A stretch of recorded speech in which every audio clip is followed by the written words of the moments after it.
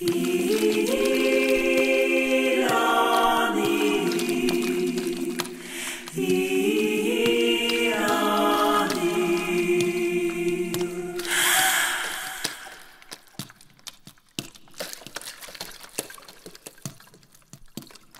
premiers textes qui m'ont marqué, ce sont des auteurs, compositeurs, interprètes, notamment Brassens et Léo Ferré, dans cette, un peu des auteurs-compositeurs dans cette veine-là. D'ailleurs, je ne lisais pas énormément de romans et de fiction à cette époque-là. En fait, c'était l'âge d'or de la chanson à texte française et francophone. Comme on disait à l'époque, chanson à texte. Aujourd'hui, je crois qu'on n'en parle plus. Bon, je ne sais pas si on écoute encore ces auteurs, ces chanteurs-là, je ne sais pas. Mais en tout cas, c'était les années 70, l'époque, l'âge d'or de la chanson à texte. Et d'ailleurs, je trouvais même que ces auteurs, compositeurs, interprètes étaient l'œuvre de ces auteurs, compositeurs, interprètes étaient des œuvres majeures comparées au roman, en fait. Bon, ça peut paraître amusant, mais je trouvais qu'il y avait dans les romans, il y avait beaucoup trop de déchets, des descriptions, des descriptions du genre, c'était le frère de X qui était lui-même, qui était en fait son demi-frère, né de XY, d'un premier mariage de l'autre, etc. Je trouvais tout ça, ce genre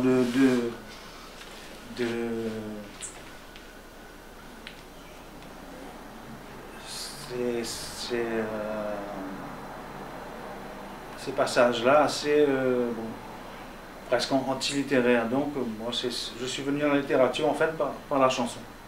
Voilà. Je ne peux pas, je crois pas que je puisse dire que j'étais vraiment influencé par un romancier. Je ne vais pas me réclamer de l'influence vraiment d'un romancier en fait. Même si bon, le romancier que j'ai le plus lu et que vraiment j'ai eu beaucoup d'admiration jusqu'à très récemment pour lui, c'est Modiano. J'aime son atmosphère.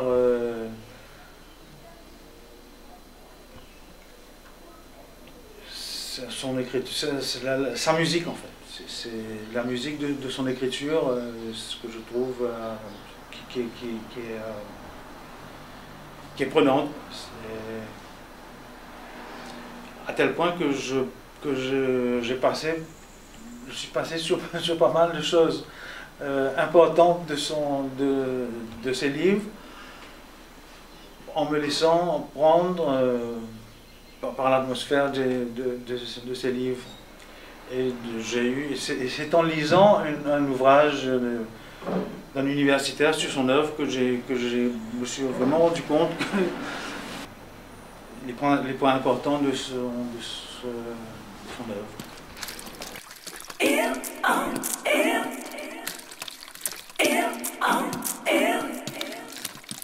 Je vis et je suis né à Kirkby. C'est une petite ville. Francis Cabrel serait tenté de dire que c'est un village. S'il a déjà parlé du village de Quatre-Bords. Ça a longtemps été la deuxième ville de Maurice, en population et en importance, disons. Il faut quand même dire que c'est une ville qui est assez affreuse. Mais c'est une petite ville qui était plutôt sympathique. Je jusque dans les années 70. Et puis avec le développement sauvage, là, ça fait une trentaine d'années que Cure Pip a été complètement défiguré.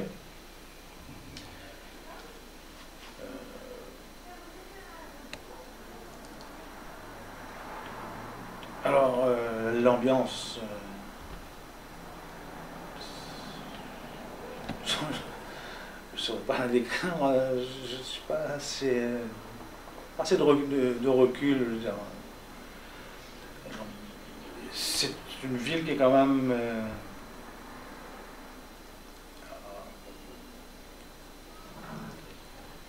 c'est complètement mort à 6 heures, à 18 heures, c'est une ville morte. C'est vraiment... pour habiter Cure Pip, il faut être vraiment bien équipé en bouquins, en disques, tout ça, parce que c'est complètement... C'est mort à 6, 7 heures du soir, c'est mort. Alors, moi, mon rapport avec Cure Pip, c'est... en fait, c'est le lieu que je ne voulais pas quitter jusqu'à tout dernièrement. À cause du climat d'abord. Je suis un tropical un peu... En fait, je suis un occidental égaré sous les tropiques. Je ne supporte pas la chaleur, je ne supporte pas le contact des rayons du soleil sur moi.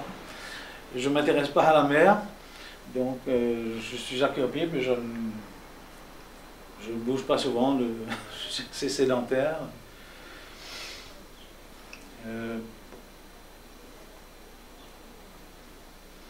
Alors,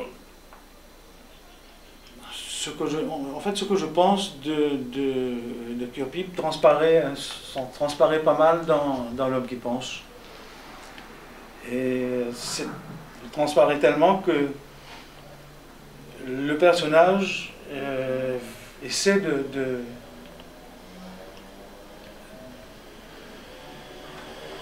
rendre concret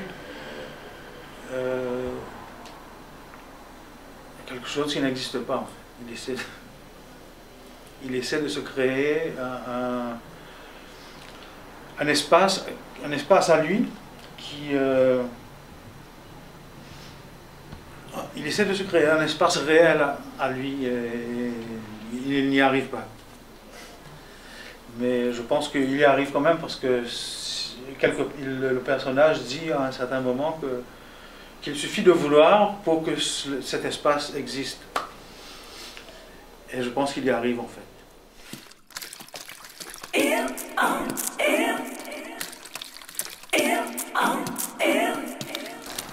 Moi, je suis né et j'ai grandi dans une maison en fait, une petite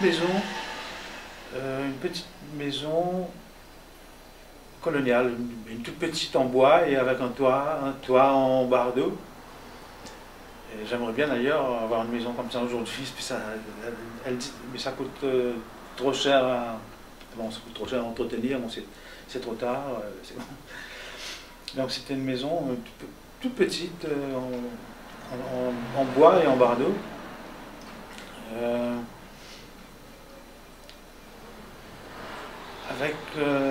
Avec la cuisine à l'extérieur de la maison, parce qu'à cause des plats qui étaient très épicés, tout ça, il y avait une cuisine à l'intérieur aussi, il y avait une cuisine à l'extérieur où travaillait uniquement la cuisinière. Les parents, mes parents et moi, nous on n'allait pas dedans, mais beaucoup de maisons, il me semble que beaucoup de maisons mauriciennes avaient une cuisine comme ça à l'extérieur. C'est à cause des odeurs fortes qui a insupporté les parents. Ça d'une part.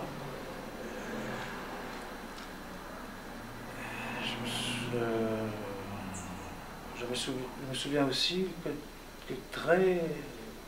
dans ma petite enfance, je ne sais pas pourquoi, je me rappelle, j'aimais monter sur les échelles. Et il y avait un jour le charpentier, je crois, qui réparait le toit de la maison. Et je crois que c'était l'heure de la sieste.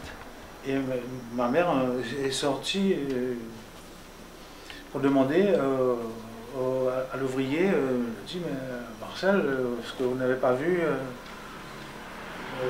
Bertrand? Et elle a dit, oui, mais il est à côté de moi, là.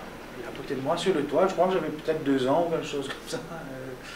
Et bon, ma mère était vraiment affolée.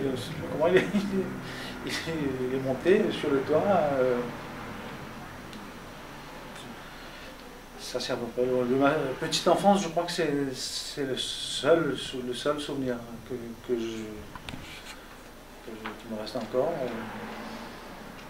Sinon, mon premier souvenir musical, je me rappelle que ma mère était enceinte de mon jeune frère Didier. Et j'étais là, je me rappelle que j'étais dans une pièce qui était comme une sorte de lingerie ou quelque chose comme ça, avec le parterre en planche. Et j'ai entendu la chanson d'Edith Piaf, Moi j'ai su les vers au fond du café. C'est mon premier souvenir musical. À l'école, c'est que bon, moi je me souviens du premier jour d'école, c'est que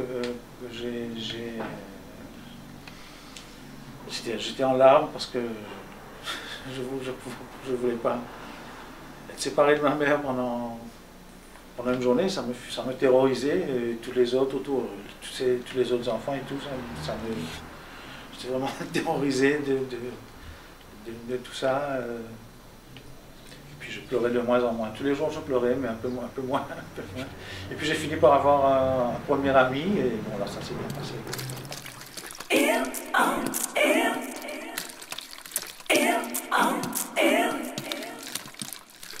C'est un peu par hasard, je crois que je suis venu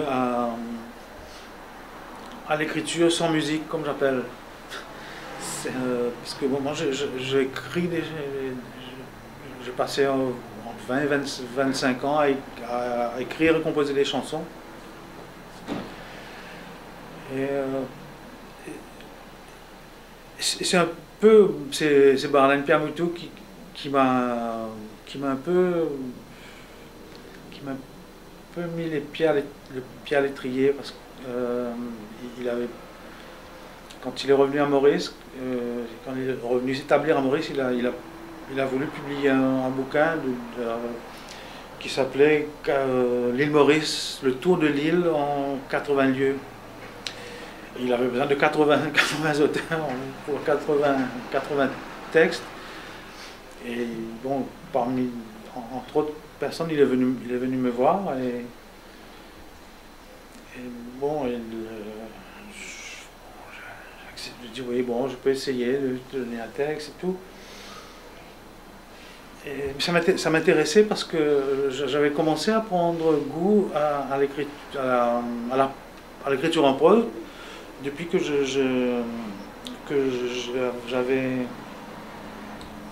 depuis que je travaillais dans la presse. J'avais un article hebdomadaire qui était un article d'opinion, et donc ça me plaisait bien de construire des phrases au lieu d'écrire des tout petits des vers entre 6 et 8 syllabes. Et là, que j'aimais beaucoup. Mais là, c'était autre chose qui me plaisait aussi. Et c'est un peu bon, c'est un peu comme ça que j'ai accepté. Je dis, ah ben, Barlène, oui, bon, je vais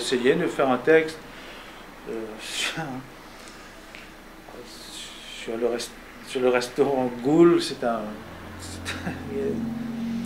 restaurant qui est ouvert 24 heures sur 24, et donc un peu un mythe, hein, Maurice. Et finalement, il a eu vraiment à me cuscuter pour que je n'arrivais pas, à le faire. C'est pas que je voulais pas, j'avais du mal à le concevoir.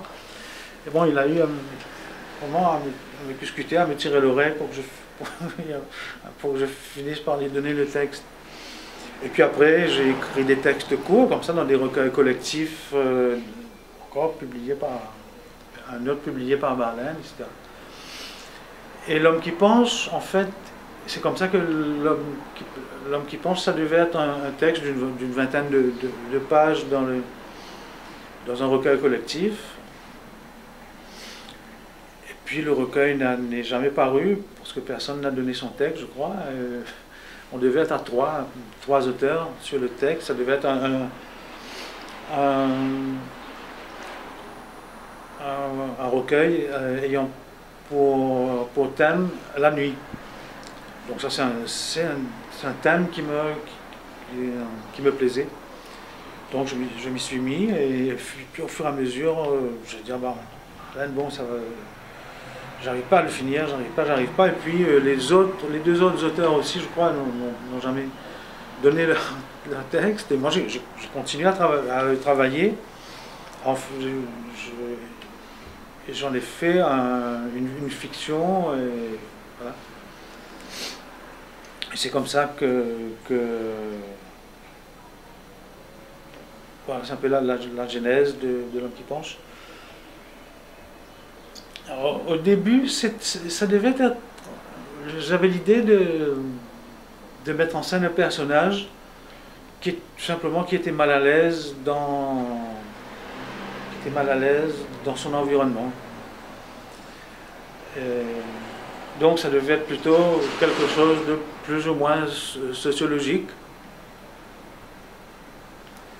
Et puis en cours de route, ça a évolué.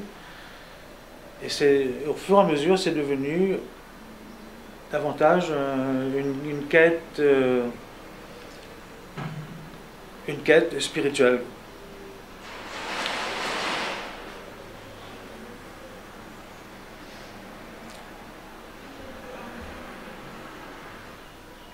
Donc c'est la mise en scène d'une errance. Ce que j'appelle errance, c'est un personnage qui est en quête de lui-même, de sa personnalité, et qui finit, à la fin du livre, on peut se dire qu'il a commencé à se trouver.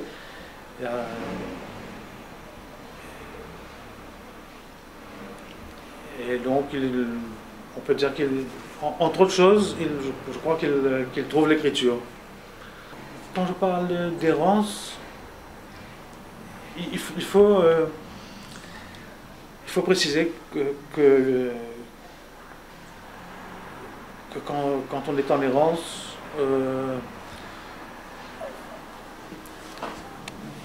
on n'en est pas conscient.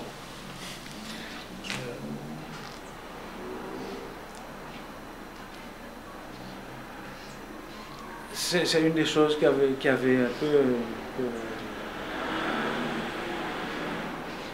un peu étonné les élèves de l'université quand j'avais fait une rencontre avec eux il y a quelque temps de ça. Ils ne comprenaient pas du tout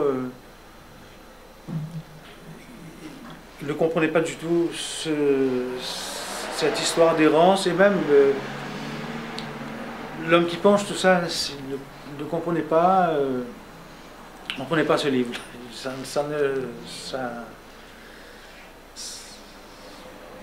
Je crois qu'il n'arrivait pas trop à entrer dans le livre. Et c'est comme ça que je suis arrivé, au fur et à mesure,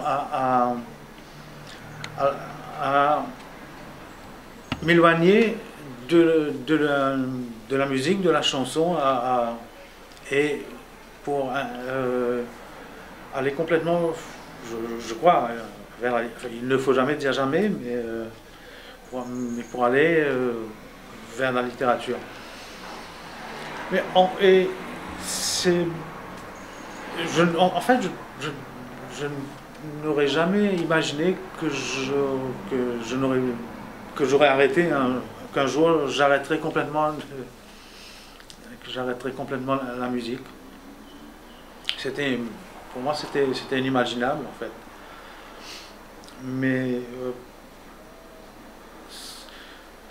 quand j'ai pendant que j'écrivais L'homme qui pense, qui a duré plusieurs années parce que j'étais plusieurs fois en panne pendant de longues périodes et tout, je préparais aussi mon album Cité Blues, qui est le dernier, et bon, pour lequel c'était aussi un marathon, parce que j'ai eu des problèmes un peu de tout ordre, financier, puis j'ai des problèmes avec les arrangements, parce qu'il y a plusieurs morceaux que personne n'arrivait à arranger, et que je n'arrivais pas à leur expliquer ce que je cherchais dedans. Donc finalement, ça m'a pris plus de 2 ans pour terminer l'enregistrement. J'ai fini, il y a trois titres que j'ai fini par arranger moi-même. Et d'ailleurs, ça m'a étonné parce que j'étais plutôt satisfait. Et alors, pendant tout ce temps, j'étais étonné parce que j'avais de moins en moins l'envie de chanter. Alors je travaillais un peu à L'Homme qui penche et je travaillais un peu aux arrangements de Cité Blues. Je passais de l'un à l'autre comme ça, et quand il fallait que je prenne ma guitare pour chanter, j'avais du mal, j'avais l'impression que j'avais un peu besoin de me forcer. Heureusement, en revanche, quand les arrangements étaient faits et qu'on a passé la bande des arrangements, là c'est parti, tout seul, là c'est parti comme sur une autoroute, là j'avais envie de chanter, c'était bien. Et donc, alors, et puis je me suis dit, si le CD, si je sens qu'il y a un engouement dans le public pour le CD, je ferai en sorte qu'il y ait des concerts. Faire quelques concerts, c'est quelque chose que je n'avais pas fait depuis quelques années. Je n'étais pas du tout produit, et je m'étais dit, bon, si je sens un engouement dans le public, là j'aurais envie de faire des concerts. J'ai pas senti l'engouement. Ça m'a étonné parce que c'est un CD qui était parmi les 20. Il y a une chanson de l'album qui était parmi les 20, je crois, les 20 premières ou les 50, je sais pas. Les 20 ou les 50 chansons de l'année à Maurice. Donc, alors, évidemment, c'est une chanson qui a repassé avec les 20 autres, tous les jours, plusieurs fois, je crois, par jour. Et donc, j'étais persuadé que ça allait susciter une sorte d'engouement dans le public, mais ça n'a pas été le cas. Donc, j'ai décidé de ne pas faire de concert. Et bon, puis là, je me suis consacré à L'Homme qui penche complètement. Et puis après, ça n'est jamais revenu. Et c'est bizarre parce que... Enfin, c'est pas bizarre, c'est peut-être tout à fait naturel, je sais pas. Mais avant de travailler à L'Homme qui penche, quand je pensais à écrire, je pensais uniquement en termes de chansons. Et maintenant, je ne pense plus qu'en termes de fiction. C'est-à-dire que ça ne me vient plus naturellement ça ne me vient pas. Comme ça ne me vient jamais. Il ne me vient jamais l'idée d'écrire, de penser en termes de pièces de théâtre ou quelque chose comme ça. C'est fiction. Et avant, c'était chanson. Voilà. Mais c'est venu, ça a été progressif.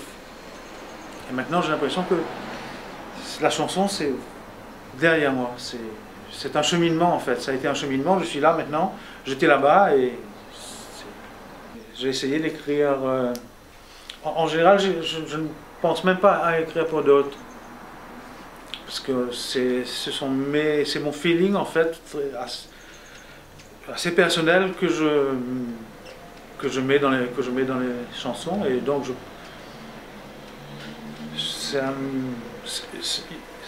j'ai pensé une seule fois à écrire une chanson. C'était pour une chanteuse bien précise. Mais après, je l'ai modifié pour moi. Bon, sinon, non, je pense pas à écrire pour les autres parce que j'ai un rapport, en fait, je crois que j'ai un rapport avec l'écriture qui est...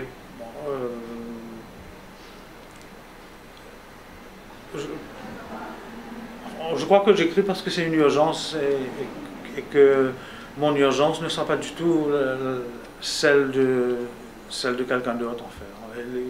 Je me dis que les gens les autres probablement ne se reconnaîtront pas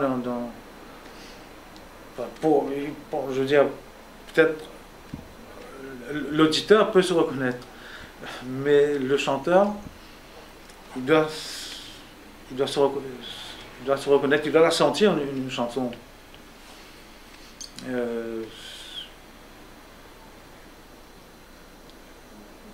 Moi je ne chanterai pas n'importe quelle chanson comme ça. Voilà, c'est un peu... Alors, en fait, je crois que j'ai même pour les chansons, plus ou moins, je dirais la même approche qu'aurait un auteur de roman ou de poésie, je crois. Je n'ai jamais écrit une chanson en 2 heures.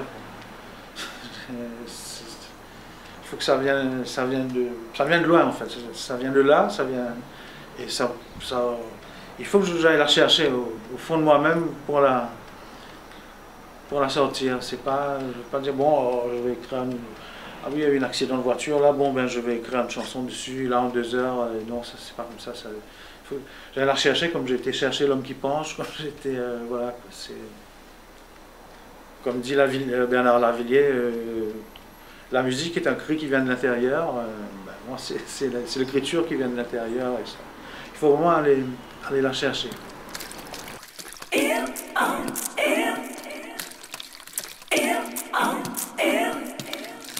La vérité, c'était quelque chose, c'est vraiment quelque chose qui m'a, je ne sais pas si ça m'a construit en tant qu'être humain ou en tant qu'auteur, mais dans mes chansons, c'est quelque chose qui est vraiment présent. C'est un sujet qui m'a beaucoup... qui m'a obsédé, en fait, l'insularité, parce que pour moi c'était... en fait, je n'aimais pas du tout l'insularité pour moi c'est quelque chose dont j'ai beaucoup souffert en fait. J'ai toujours considéré, ressenti l'océan comme une prison. C'est carrément, c'était la prison. Et quand je suis parti à Paris pour faire des études d'entraîneur d'athlétisme, j'ai essayé de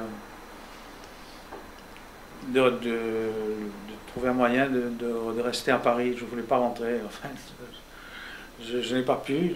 J'étais presque en situation irrégulière à un certain moment. Je crois que je n'avais plus de titre. Mon permis de séjour était fini. Bon, j'ai fini par rentrer. Mais j'ai eu beaucoup de mal à me réhabituer à Maurice après. Enfin, à Maurice, à l'insularité. Et là, en fait, c'est à peu près le moment où j'ai commencé à écrire des chansons. Et là, ah oui, donc j'écris plusieurs chansons sur l'insularité. Et c'est marrant parce qu'un jour, il y a un Français, c'est un metteur en scène de théâtre qu'on avait rencontré au centre Charles Baudelaire et qui disait bon, on en a un peu marre d'entendre parler de l'insularité. Moi je lui ai dit, je crois que